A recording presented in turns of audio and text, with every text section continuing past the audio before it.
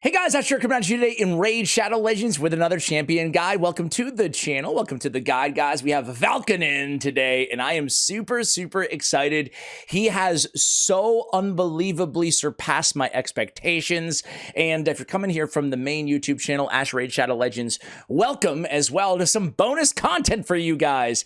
As I mentioned in yesterday's video, and as I'm going to start on every video that I ever get a tip here, big shout out to Mandy D90. 681.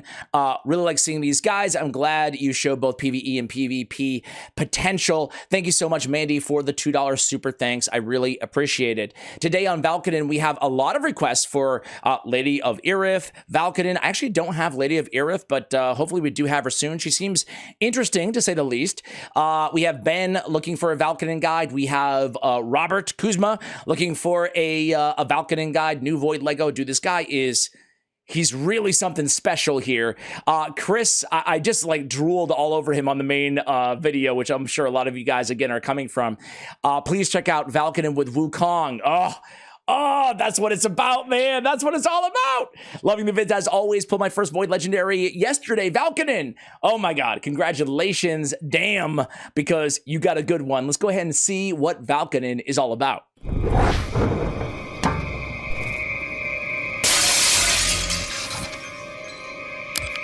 So yeah, guys, I wasn't expecting to even, like, honestly find a home for Valkanen. Like, I was expecting him to be one of the long list of legendary champions that I've maxed out and kind of been just chilling in the vault, or, you know, maybe Faction Wars only. That was kind of what I was thinking about, but he's actually quite a bit better. His base attack is good, 1531. His HP is pretty crappy. His defense is actually decent for an attack-based champion at over 1,000, 1057. His speed is average to slightly below. We have a Dread Scythe on his A1, attacks one enemy, ignores shield, okay. We have a 60, make it an 80% chance to increase the duration of all debuffs on the target by 1 turn. Very good ability right there. A debuff extender. Also has a 100% chance of applying a debuff spread effect, taking 2 random debuffs from the target, placing them on all enemies under a hex debuff. I just want to start by saying this is an insanely good A1 ability. You know, an 80% chance to increase the duration of all debuffs is extremely good. We're ignoring shield, which is extremely good for the arena where everybody is rocking shield or bolster or whatever. And then the debuff spread on top of that, and he's bringing hex on his A2. Very exceptionally good A1. I mean, just ranking based on every other A1 in the game, this is an A+ S tier A1. Hexablaze is A2 ability, another very unique ability. This guy has the word unique written all over him. Hexablaze is an AoE attack on a 3-turn cooldown. The attack deals single target damage to each target individually rather than AoE damage. Before attacking, has a 100% chance when booked to placing a hex debuff on all enemies for 2 turns. Will ignore 20% of each enemy's resistance for each dead ally, okay? Damage of this skill increases by 10% for each debuff on each enemy. Okay, there's a lot there. We have the hex before attacking, but what's the deal with attacking single target damage individually rather than AoE on an AoE? What's the deal there? Well, 2 reasons. Number 1 is it's not going to, for example, like Blast-Proof Mastery, not going to work against that, right? It's 5% mitigated damage from AoE attacks, not going to work. Furthermore, passives like Duchess, for example, that mitigates damage up to 25% from AoE attacks, not going to apply there because it's going to be single target damage individually. But most importantly, when we have Hex, the extra damage bonus on AoE attacks is 2%, right? But on single target, extra bonus damage is 10%. Because of single target, it synergizes beautifully with the Hex, getting a lot of extra damage, 8% extra per hit, right, on this Hexablaze A2 ability. Death's Bargain targets an ally. If they're alive, we kill them. And we also place a Weaken and a True Fear on all enemies. They can't be resisted or blocked, meaning that block debuffs will not work. What? True Fear. 50% chance of losing their turn and putting that skill on cooldown. Very powerful ability. Fills his champion's turn meter by 75%. This is on a 3-turn cooldown. When booked, books go right to the cooldown. If the ally is dead, heals his champion by 50% of the ally's max HP. If all allies are dead, unlocks the secret skill Malice Unleashed. Plays a shield on this champion for 2 turns. Value of the shield is surplus heal. If the champion's already under a shield, the value of the shield is increased by the surplus heal.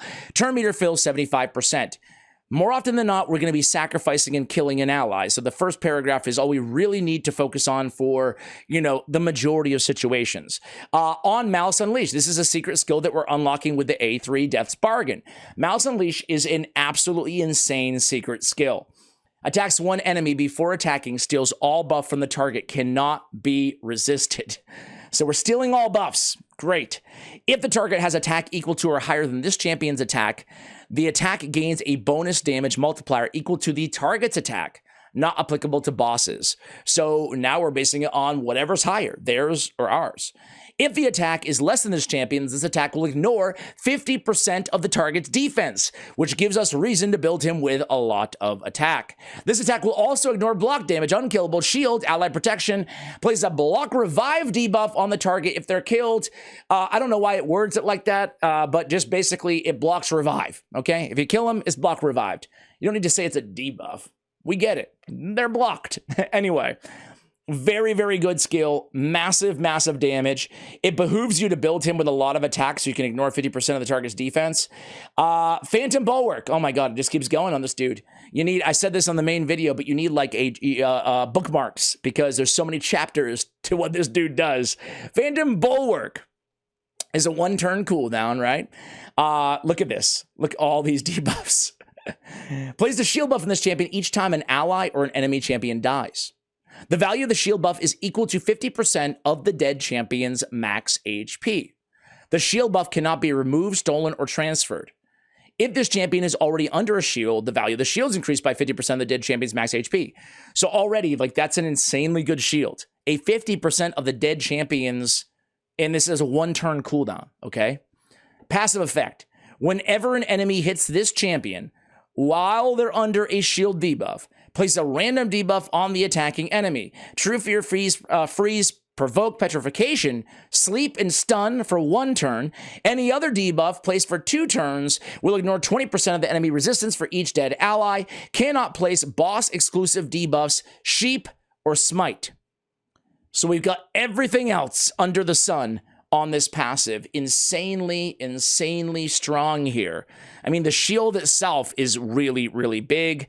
And then all of this CC or any of this stuff that happens is great. Speed in arena battles by 30%. So he's got an insanely good, it's the second best in the game, tied with a few other champions, but it's one of the best speed auras in the arena in the game. Man, he's so good. This kit is so freaking good. Overall rating of 4. It's weird because, where you can use this dude, he's very good in Hydra. He's very good in Arena. You could use him as a damage dealer, anywhere beyond that, right? And all those debuffs, interesting synergy. Even the debuffs spread on the A1, you can use him in Demon Lord, right? Kind of in a similar way to a Vizier. So much use case on this guy. I think that 4 is too low. I think he's closer to a 5, but it depends on how much you value his overall versatility. Are you going to run him in Fire Knight? You can see the areas where he scores pretty low.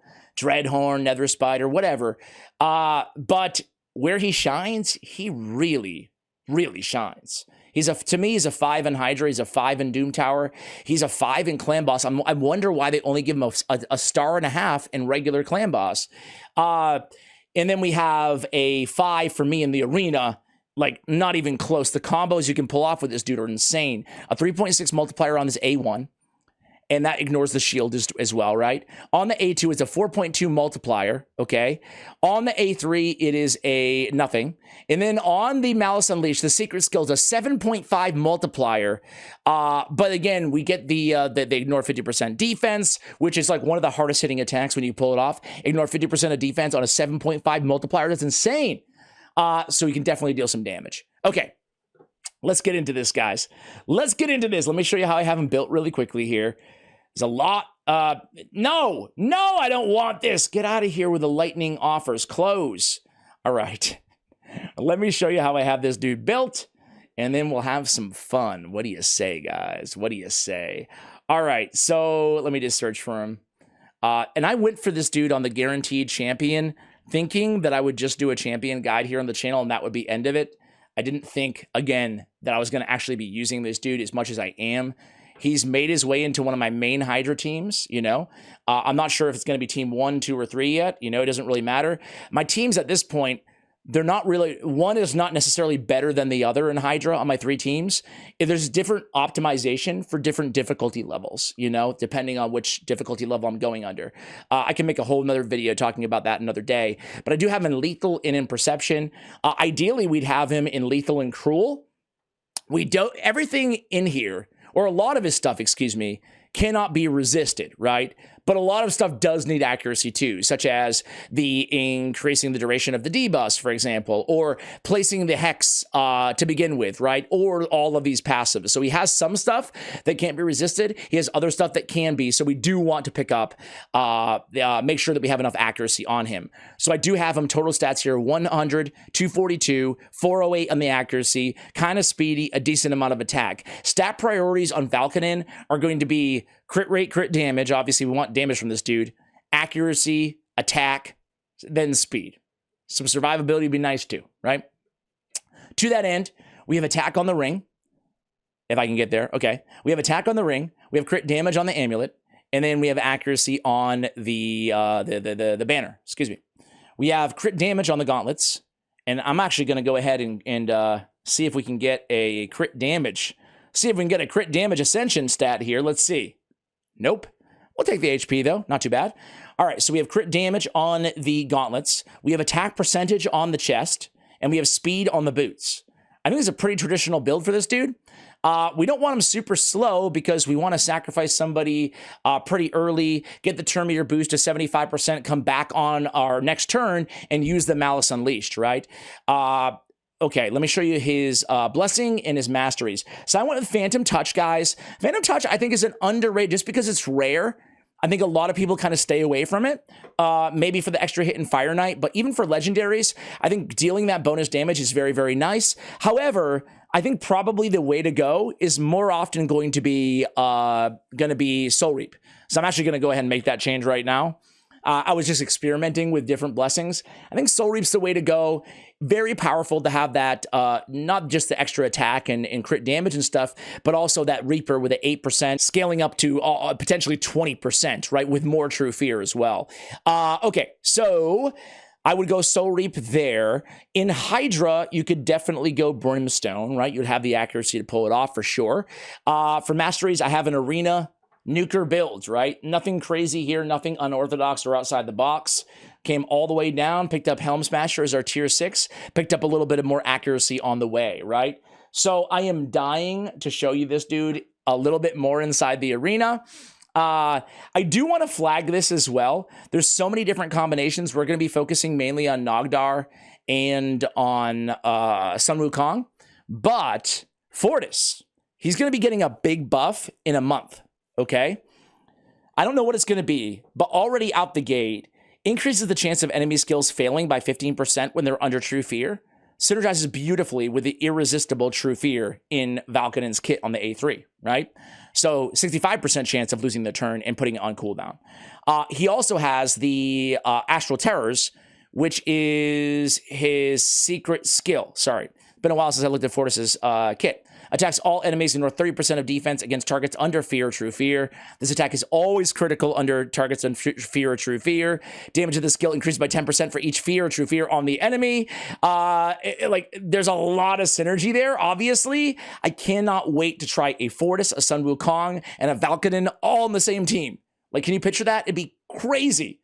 All right, let's go into the arena. All right, guys, so we're going to pick up where we left off in the other video on the arena, or in the arena, excuse me. We're going to pair him with Gameran. Gameran has a very interesting A2, or A3, excuse me, where we can place block revive on somebody who's already dead, which is actually really cool. If we kill somebody with Valkanen's A2 ability, we can deny revival anyway, even if it's not the secret skill. Moreover, if Sun Wukong or Nogdar, or anybody else that we want to use in this combo, kills or kill somebody, we can block their revive there as well. We can also steal their buffs and execute a buff spread. I like Gameran. We have Sun Wukong because he's coming back to life anyway, so it doesn't matter if we sacrifice him, right? And then we have Bellatar. Bellatar is pretty cool because he has this ability whenever, or 70% chance of decreasing all of ally skill cooldowns by 1 turn whenever they're revived. So beautiful synergy with everything else on top of that, right? So let's go ahead and see how this team works. We're going to do a quick damage check on his A3 as well. We're going to go ahead and place increase attack on him. Let's come in here and, I don't know, let's turn Sun Wu into a sheep or kill him. That works too.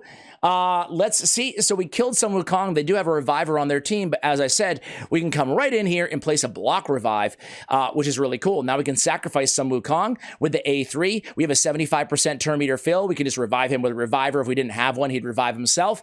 Now we can go in and decide who we want to kill. We're void affinity, so it doesn't matter. You know, we're going to deny revival, so we don't have to target the reviver. Let's target the biggest threat, which is Mountain King. Boom. Boom! That's 174,000 damage. Not too bad. And because we have 2 block revives, one after the fact, one while the secret skill was executed, we're able to, you know, basically mitigate the reviver on the team. Do you see those numbers on the AoE as well? Let's just keep going down. I just want to find, like, you know, good teams, tanky teams, whatever. So let's try this squad here.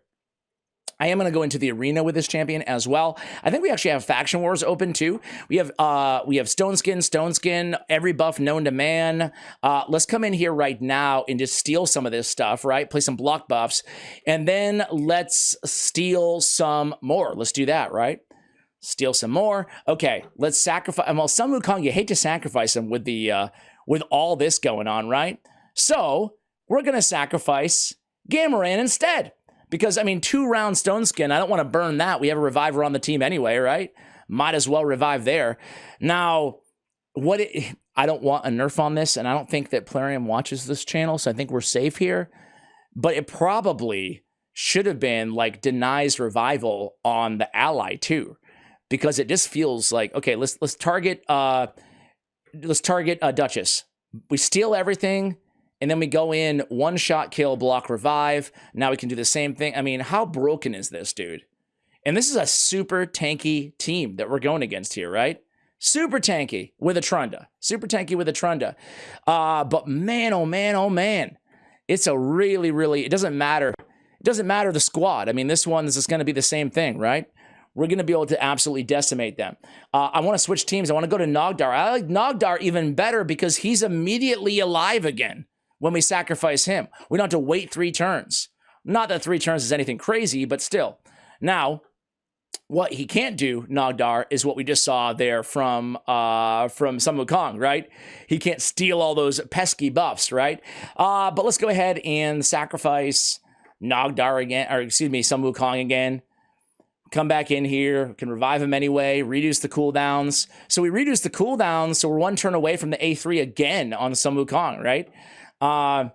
He dies. Malice Unleashed. Let's go after Siffy. Actually, I should have gone after 112k block revive. We can kill anybody. I should have gone after Staltus, though. We should always go after the biggest threat. We have block revival on everybody anyway, right? We killed them. No. I guess we didn't have it on Sun Wukong. Either way, now we do have it on UDK. Sorry. Man, I'm getting all my names confused. I'm so excited, guys. I'm so excited. This team is just, like, so insane. I want to go with a... I want to go with the other squad here, though. I guess it doesn't really matter who we face. I'm being too picky here. Now it's a go first strategy. We have Heffrack and Stone Skin.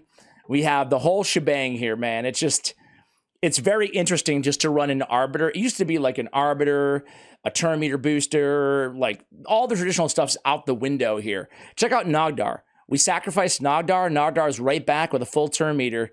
Only difference, really, is that now he has a full turn meter and he strips away the debuffs, right? In a way, it's a cleanse for Nogdar. Now we can come in here and we can kill anybody easily here. We can strip Ethos of all of his HP, come in here and nuke him down with the A2. He's back to life again. Malice Unleashed, boom, steal buffs, kill. Irresistible on the buff steal. Irresistible on the True Fear. I'm not even paying. Let's pay attention one more time, and let's pay attention to the True Fear, right? Oh, you have well, they don't have a block debuffs on this team, but it doesn't matter. Kill him, back to life, full turn meter. Okay, come in here, nuke everybody a little bit with some Heffrack. It's all good. Now we can come in here and well, let's try to reduce the unkillable there. Sure, cool. Now, who do you want to... Okay, Stone Skin 2 turns. We don't care. Let's steal all your HP. Awesome. Cool. Come back in here. Kill him. Great. Back to life. Awesome. Let's kill the Reviver. Block Revive. Deado. And then now you got a Mithrala with 1 HP. Congratulations. Right? Man, what a team. What a team. What a squad. What a combo, guys. Really, really fun, right? Really fun. I want to do one more arena battle because I just can't get enough. I just can't get enough. All right. Finally, the Stone Skin's gone. And so is Mithrala. Let's do one more here. Let me find... I'm looking for like a, you know, Taurus Marichka type squad. This is actually a pretty good one to face here, guys, because they've got the damage mitigation from Pythion. They've got Kyoku, who's an incredibly good tank as well. You don't see a ton of Kyoku in the arena, but she's really good. All right, here we go. Increase attack, sacrifice Nogdar. Nogdar, back to life. True Fear on everybody, irresistible. Come in, nuke him down a little bit. I mean, what are you going to do against this strategy, right? Steal all the HP, come in, nuke him down. Everybody's dead. Jeez, man. Jeez, I can't get enough. All right. I made one Taurus team. We finally found a Taurus team. It's not very, you know, instead of a Marichka, they've got Godseeker and Eerie. But whatever. All right, sacrifice, death's bargain, excuse me, back to life. Come in there, nuke, True Fear on everybody. They can't even do anything anyway, even if they wanted to. We'll steal his HP, we'll come in, nuke, and dead. All right, man, what a team. Imagine instead of having Hefrak on this squad, putting Fortus on the squad. Oh, God, dude. Expect that video. Expect that video next month, man. So this is Hydra Brutal, right? My man is running Valkanen, Lady Mikage, Molly, Nekmo, Michinaki, and Archbishop Pinthroy.